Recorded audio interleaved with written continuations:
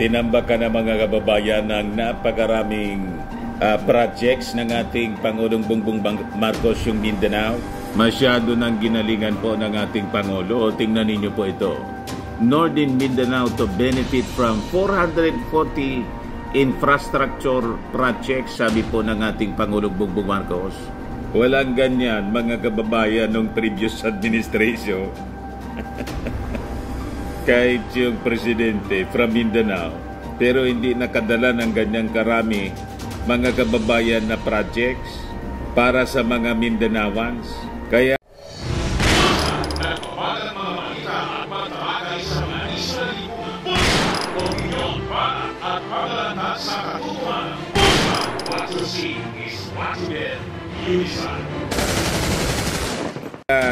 lahat ng mga congressmen ng Mindanao, other than yung si Pantaleon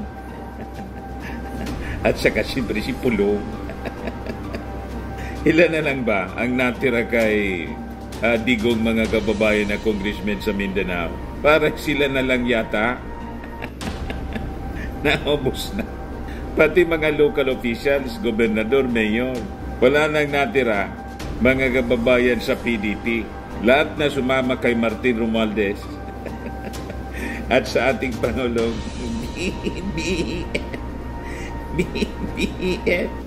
Kaya ginagawa ngayon ng nausog po, nangangahoy na lang ng support sa mga OFWs. Magrarally na naman yata doon sa bukas sa Hong Kong yung nausog. So doon sila na nangangahoy mga kababayan ng suporta. Pero kahit nga sa ibang bansa po, kukunti man lang po dumadalo sa nausog. Wala man kasi silang napapala, kundi mga paninira man lang, mga kwentong marites po.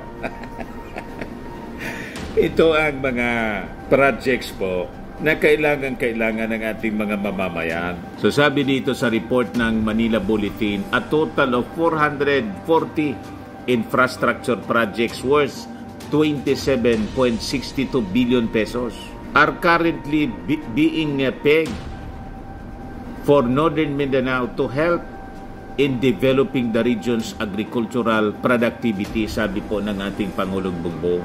Wala pong pagod sa pag-iikot yung ating Pangulo kahit umuulan. Tingnan naman ninyo yung ating Pangulong Bongbong. Naka-raincoat na po. Umuulan po. Ayaw papigil ng ating Pangulo sa pag-iikot. Di ba? Sa bagay, tama yan. Nung kampanya nga po, kung nung kampanya, during election, kahit umuulan, nag-iikot sa buong bansa yung ating Pangulo. Ngayon pang panalo na siya, walang rason na hindi ikutin ng ating Pangulo yung pinakang malalayo na mga provinces. Nasa Patikulhulo-Sulu po, pinuntan pa ng ating Pangulong Bongbong para lang asikasuhin yung ating mga magsasaka, mangingisda, and the poor families na naapektuhan ng El Nino phenomenon. Nakita ninyo ang ating Pangulo, kasama yung ating Agriculture Secretary po, kasama yung Gobernador si Sakurtan. You see, mga kababayan, basang-basa na yung ating Pangulo, basang-basa yung kanyang buhok. Diba? Talagang napakasipag po ng ating Pangulo. Walang ganyan nung panahon ni Maudigs po. Tapos sabihin ni Maudigs, dapat na niya magtrabaho ka, hindi ninyo nakikita. Nandun kasi kayo sa pagpaplano ng mga masasama. Busy sila mga kababayan sa pagpaplat. Hindi man makumbinsi yung ating mga mamamayan, lalo na yung armed forces. Laging kausap ng ating Pangulo yung ating armed forces, di ba? Yan pinadala sa aking mga pictures ng Presidential Communications Office. Talk to the troops. Di ba?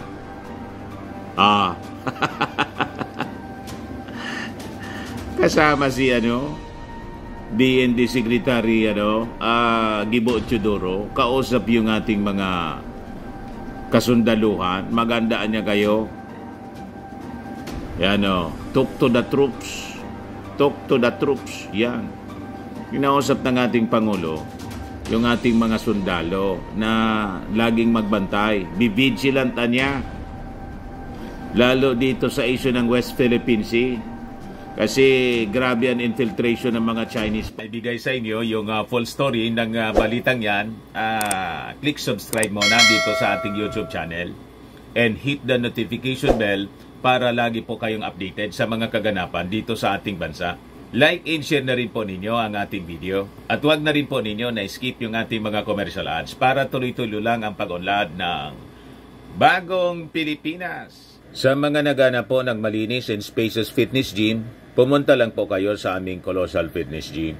We also offer Grab Car Rental with our brand new 2023 model ng Toyota Innova. We also accept booking for those who are planning to travel via PAL, Cebu Pacific, and other airline companies, local and international, and bills payment for Meralco Bills, Aleco Bills, PLDT, etc. Ang Colossal Fitness Gym is located at 3rd floor Security Bank Building, Lanco Business Park, Legazpi City, Albay. For inquiries, look for Jilon Maravillas. Contact number 0966-802-0949. Yan po yung aming Innova. Lagi na pong matao sa amin.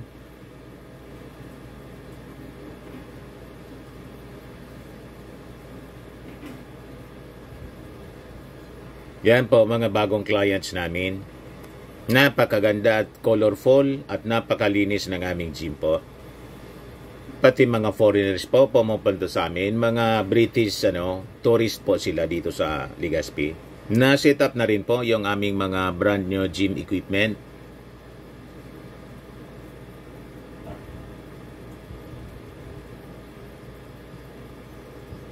May treadmill na rin po kami.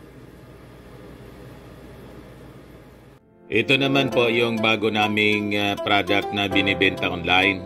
Eye Glow Serum, whitening po siya. Tingnan ninyo yung epekto sa aking anak na architect before and now. Yung mga inquiries po ninyo, dumiretso na lang kayo sa kanyang Facebook account, Riz Maravillas. Ito naman po, Firmax Firming and Lifting Cream, pinapahid po sa mga pulses in affected area. Mainam po sa paninigas ng mga kaso-kasuan. Ito naman po, Automax Radiant Serum. Sa mukha naman yung application, anti-aging po siya. You will look 10 years younger than your age. Sa mga cancer patients naman po, baka lang gusto ninyo itong itry. Naing siya red mixed fruit drink. Hindi mo po siya gamot, food supplement siya. Kaya lang, gawa siya mga kababayan sa goji berry. Yung goji berry may anti-cancer properties. O ngayon, yung mga inquiries ninyo, dumiritso na lang kayo sa aming messenger sa Facebook para masagot namin agad. Ayos pa? Ayos na ayos niya, Mr. Maravillas. Sabi ni General Browner, ini-infiltrate ng China yung ating LGU, yung business, yung mga eskwelahan. You see? Ito yung unreleased photos. Yan naman po yung pag-release ng CLOA. Yan mga titulo. Ito ang tuwa yung mga tao po. Sa mga agrarian na reform beneficiaries. Diba? Game na game yung ating Pangulo sa pagpa-picture-picture. Yan mga titulo para sa mga magsasaka.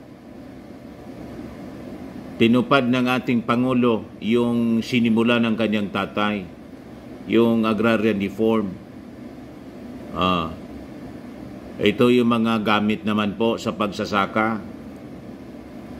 Mga traktora po. You see?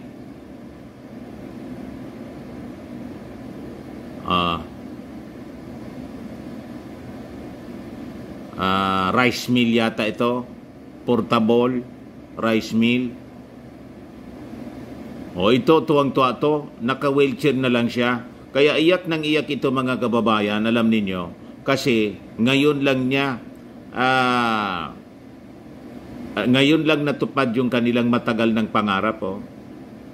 Iyak ng iyak, niyakap yung ating Pangulong Bongbong Marcos. Naka-wheelchair siya. Beneficiary ng CLOA po. titulo ng lupa.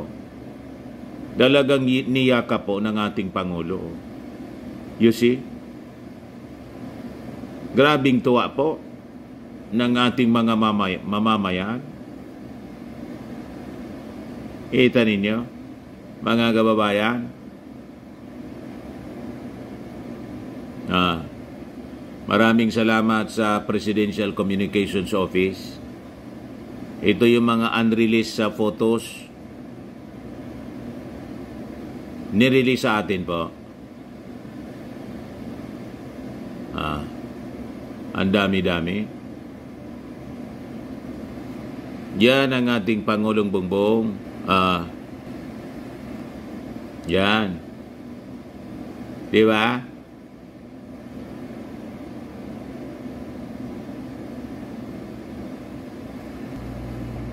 Tuwang-tuwa po sila. Napakagaling na presidente po. Ngayon, balikan natin yung ating kwento na talagang tinambakan yung napakaraming projects yung Northern Mindanao po. So the Chief Executive made the announcement during his visit po sa Tubod, Lanao del Norte noong kahapon, kung saan pinangunahan niya yung ceremonial distribution ng land titles and farm machineries, yung pinakita ko po sa inyo, and equipment sa mga agrarian reform beneficiaries or ARBs. So sabi dyan, aside from the programs and services extended by the government, Marcos shared that a total of 440 infrastructure projects are being earmarked across Northern Mindanao, totaling to 27.62 billion pesos, which is currently awaiting approval. So sabi niya, ilan lamang po yan sa mga ginagawa nating akbang upang matiyak na mayroong sapat na pagkain ang sambayan ng Pilipino. Asahan niya ninyong pag-ibayuhin pa namin ang pagsiguro na namumuhay ng may dignidad at kaginhawaan ng ating mga magigiting na magsasaka. Mahal na mahal niya po yung ating mga magsasaka. Alam niya yung backbone ng ating economy po ay ang pagsasaka po, yung agrikultura. So kasama sa mga projects, yung farm-to-market roads, irrigation systems, and potable water systems that will be undertaken by the Department of Agrarian Reform. They're expected to benefit a total of 176 agrarian reform communities, covering 524 ARB organizations sa region. Of the total 440 proposed projects, 155 will be constructed in Bukidnon, 26 in Camiguin, 55 in Lanao del Norte, 142 in Misamis Occidental, and 62 in Misamis Oriental. To date, DAR has 21 ongoing infrastructure projects in the region, 17 in Bukidnon and 4 in Camiguin. Wala pa pong nagkagawa na ganyan na presidente. Not even po si Digong na Mindanawan. Kaya yakan na naman po yung mga nausog. Hindi tumatalab yung paninira nila. Sila, siging panira, yung ating Pangulong Bongbong Marcos, sige lang ang serbisyo. Sige lang ang trabaho. Pati po yung ating First Lady, Lisa Marcos, at si Martin Romualdez. Yan si Martin, tupad. You see, tinutupad yung mga pangako. Ito yung mga politiko na ang pangako, hindi napako. Martin Romualdez, First Lady Lisa Romualdez Marcos. Ay, Lisa, Araneta Marcos pala. Di ba? Ito yung tingog, party list, yung asawa ni Martin. Sa Leyte po ito, mga kababayan. Galing doon sa Leyte po, yung ating Pangulo. Ito pa, parte pa ito sa programa ng First Lady Lisa Marcos, yung mobile clinic, Bagong Pilipinas Mobile Clinic po. Ito yung nakita natin nung ma-invite tayo sa Palasyo Malacanang nung Sunday, June 30 po, konsyerto sa Palasyo. Target po na lahat ng probinsya may bigyan po ng mobile clinic. O di ba, napakaganda. Tapos nagtatayo po ng mga legacy hospitals po. Heart center, kidney center po. Yung sinimulan sa Metro Manila noong panahon ni dating First Lady Imelda Romualdez Marcos. Kaya nga ang tawag Legacy Hospital. Dito sa amin may tinatayo po, pinakang mataas na building dito sa amin. Yan po. Tallest building in Bicol region, soon to rise in Legazpi City to beat the 16-story building in Naga City. Yan, Legacy Hospital po siya. Integrated Specialty Care and Wellness Center po. Yung pinuntahan natin, pinuntahan ng Speaker of the House ni Martin Romualdez. Kinover natin yung pumunta yung Pangulong Bongbong Marcos. In the afternoon, sumunod po dito noong June 7 po, sumunod din si MR, Martin Romualdez, para sa groundbreaking. Siya na yung pinakang mataas po na buildings dito, na building dito sa Legazpi City, sa Bicol region. Yan pa PBBM empowers 2,850 farmers with the distribution of 2,558 land titles covering 3,006 hectares in Region 10. Grabe po ang ginagawa ng ating Pangulong Bongbong. O diba? Sabi diyan, support services turned over, farm machinery and equipment, mini hauling truck, mini farm tractor, mobile rice mill, mobile corn sheller, and banana slicing and chopping machine worth 2.68 million pesos were turned over to 7 agrarian reform beneficiary organizations, ARBOS, benefiting a total of 200 ARBs in Lanao del Norte. Grabe po. Yung ating Pangulong Bongbong Marcos lang po ang nakagawa niya. Never yung mga previous administration. O ito po, testimony. Madali lang. Kalau isa Diyos mo, bye-bye. Papasalamat po daw siya. Mahirap tindahan ng BI, kalau isa Diyos. Pasalamat lang, tungkol si Ferdinand Marcos, nakakag sa mga bukayan, puhunan, nagdakupan puhunan, additional ba?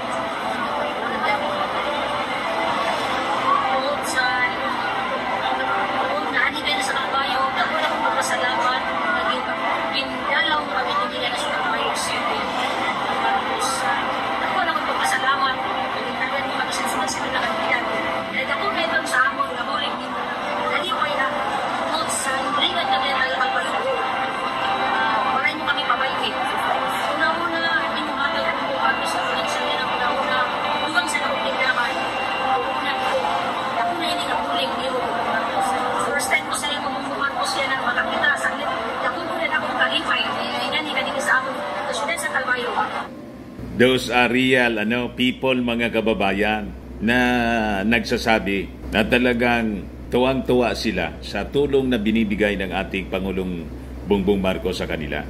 Ngayon nila na-experience, mga kababayan, na ang isang Pangulo, isang Presidente, napaka matulungin. Nag-iikot mga kababayan. Gusto ng ating Pangulo, nakikita niya mismo yung distribution ng mga tulong para sigurado po na nakakarating doon sa mga nangangailangan. Di ba? Napakaganda pa. Iwas korupsyon. Ayan man lang po, mga kababayan. Ako po si Dante Maravillas. Bye-bye. God bless.